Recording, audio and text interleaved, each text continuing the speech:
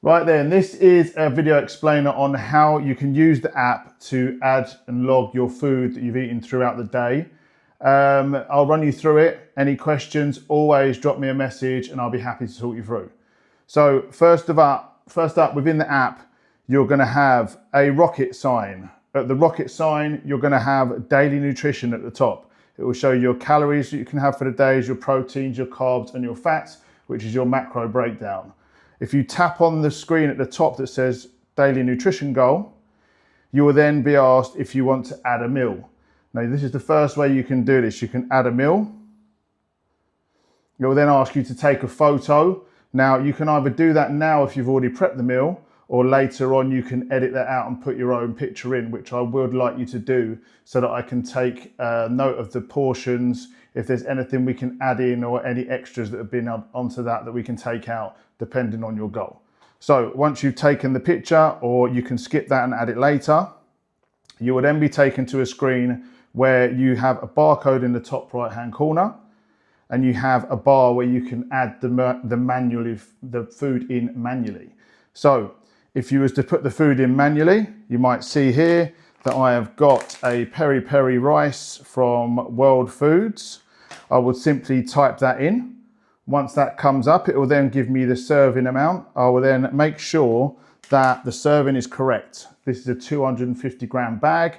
If I'm having half of it, I will make sure that I put in grams and 125 for half, or if I'm having the whole bag, 250 for the whole.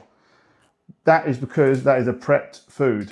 If you're ever unsure, you can either ask me or you can check the nutritional information on the back to make sure that it tallies up with the app, and then you know you input it correct. Once you've done that, you'll press add, review. It will then give you the breakdown again, and then you will press log and that'll be added. Or if you was making a whole meal, you would then press add more and then continue with the rest of the meal. For example, you're having lean mince with that, and you're having some pasta with that. Whatever you're having with it, you'll just continue to add it in the same way. Once you've logged it, it will then go back onto the screen of your nutritional goal, and it will show you where you've tallied up for the day. So if that's the second meal, it will tell you what you've had and it will tell you what's left. So that's the first way to input your food manually. The second way to input the food manually is you go through the same beginning process, but you would press the barcode button. Once you press the barcode button, you will then simply barcode the back. It will come up here. For example, it's come up half a pack. If that's what you're having, brilliant. You'd add that and you'd log it exactly the same way.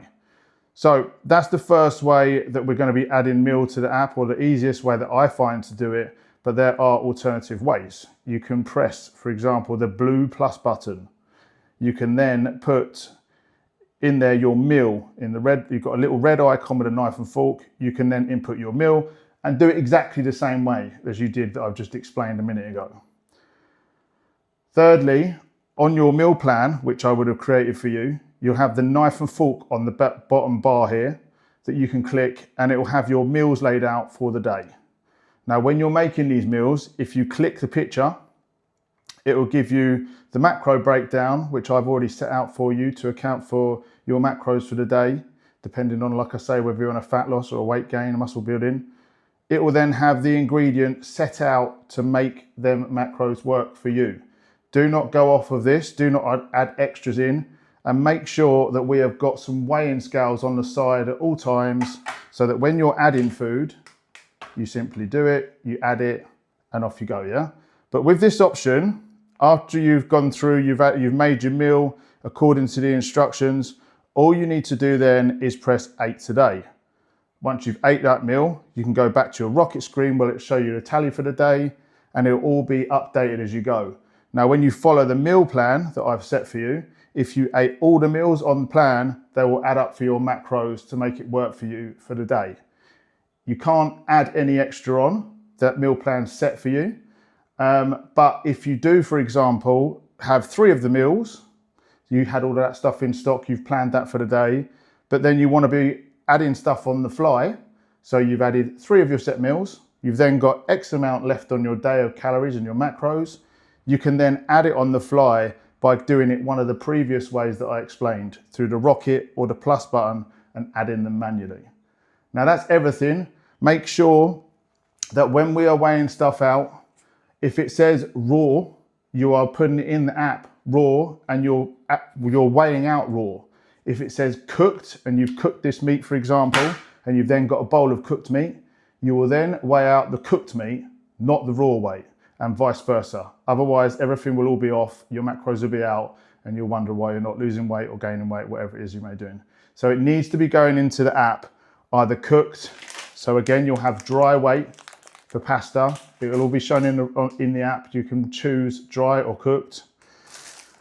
Yep, and that's exactly how it would go, whether it be pasta, rice, noodles, any kind of meat. So you'll need to make sure that you're inputting cooked or uncooked.